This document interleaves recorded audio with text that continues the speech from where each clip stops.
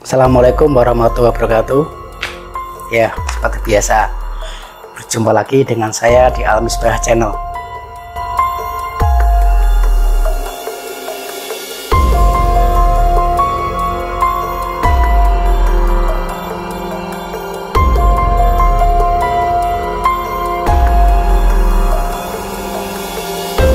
Memang saya tidak bosan dan selalu ingin bercerita, apalagi banyak pesan ke saya melalui WA atau telepon suruh untuk bercerita lagi tentang pengalaman saya. Tapi sebelum saya lanjutin, tolong untuk share, like, and subscribe-nya dan komennya jangan lupa. Nah, kali ini kejadiannya di kota Semarang, di sebuah toko bangunan. Kebetulan teman seorang kontraktor dan dapat proyek di daerah Semarang. Waktu itu diajak untuk belanja di salah satu toko material atau toko bangunan tersebut.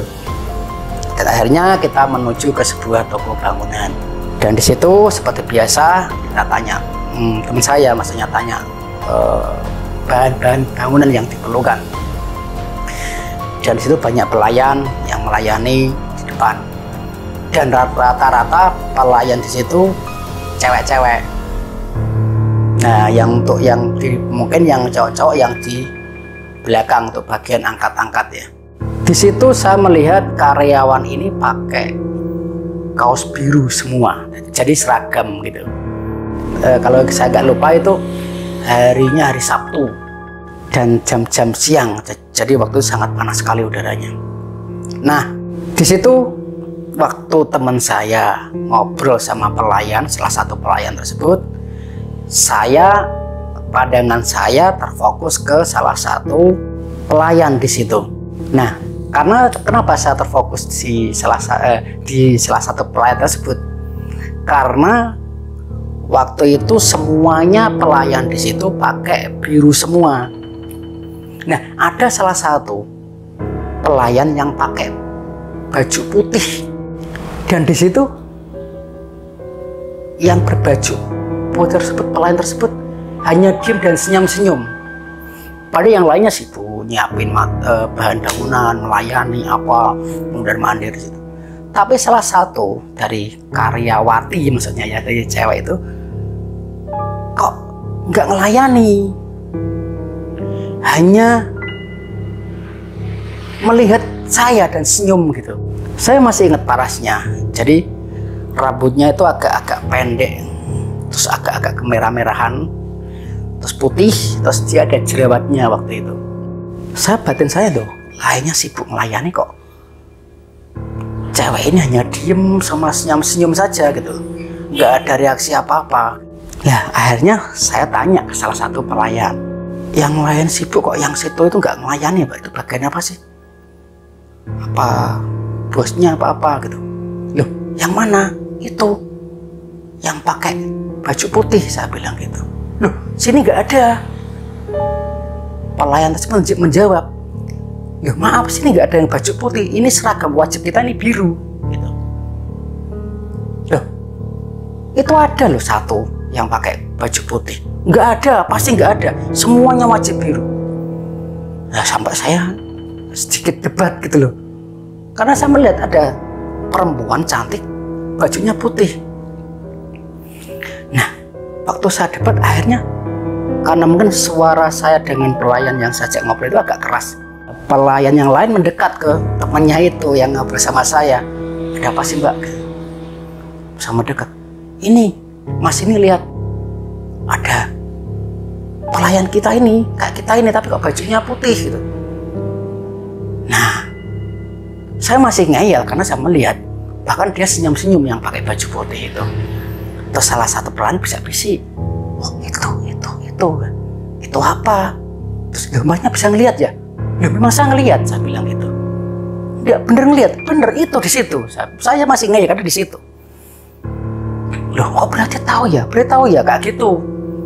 Nah, akhirnya yang salah satu pelayan ini manggil teman-temannya pada kumpul di depan saya. Ini lihat, sama sih. Kok lihat apa gitu? Saya memang lihat. Nah, pada waktu itu mereka ketakutan karena dapat informasi dari saya kalau saya melihat sosok perempuan berbaju putih itu dan kayak seperti orang biasa, seperti pelayan biasa. Nah, situ mereka pada ketakutan. Sama teriak, lu Mas ini bisa ngeliat, Mas bisa ngeliat. Kok bisa ngeliat? Ya kok nggak seperti itu. Nah, mereka pada ketakutan. Dan di waktu saya kontak batin sama pelayan cewek tersebut ya, yang berbaju putih itu, seakan dia menitip suatu pesan bahwa dia ini merasa sedih. Jadi merasa dia ini kayak apa ya, curhat ke saya kalau dia ini keadaannya, kondisinya baru kayak sedih gitu loh. Karena ini kan kita nggak kayak orang biasa ya, jadi kita kontak batin seperti itu. Dan dalam kontak batin saya itu, saya ngomong sama pelayan cewek tersebut kalau semuanya sudah takdir Allah. Dan di situ saya bilang kalau saya akan kirim doa untuk kamu. Nah, akhirnya perempuan itu senyum dan menghilang, kayak pergi dari situ. Dan saya melihat dia pergi. Dan akhirnya saya cerita sama, ini udah pergi orangnya. Tadi memang di situ saya melihat sosok perempuan cantik di situ. Nah, akhirnya si pelayan tadi pada cerita sama saya, walaupun kondisi ketakutan, cerita, emang ada apa sih Mbak? Saya bilang gitu, saya tanya seperti itu. Gini loh Mas, yang Mas lihat itu kayak apa sih ciri-cirinya? Ya saya jawab, rambutnya segini, agak merah, terus putih, terus agak jerat-jerat sedikit. Saya bilang gitu. Loh, ya berarti ya bener. Loh, emang apa? Saya bilang gitu kan. Nah, akhirnya cerita, salah satu temennya itu cerita sama saya kalau yang saya lihat itu adalah sosok seorang karyawan yang dulu. Saya kaget, loh iya, itu adalah salah satu karyawan sini yang terjadi, maaf ya, karyawati ya, karena cewek. Salah satu karyawati yang mengalami sebuah musibah, kecelakaan di depan toko bahan bangunan tersebut. Jadi sosok itu ada salah satu pelayan di situ yang menjadi korban atau kena musibah kecelakaan di depan toko tersebut. Akhirnya saya paham, berarti sosok itu adalah sosok karyawati atau pelayan yang dulunya meninggal karena kecelakaan di depan toko tersebut. Nah, akhirnya cerita macam-macam, kasihan apa. Mereka banyak cerita ke saya dan saya sedikit terharu, kasihan. Apalagi saya melihat sosok itu sangat jelas sekali.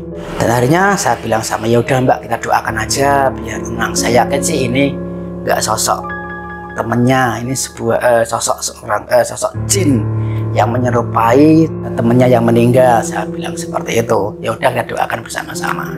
Jadi itulah cerita singkat dari saya, pengalaman saya di salah satu toko bangunan di kota Semarang. Ya, oke, cukup sekian dari saya. Terima kasih, semoga bermanfaat. Assalamualaikum warahmatullahi wabarakatuh.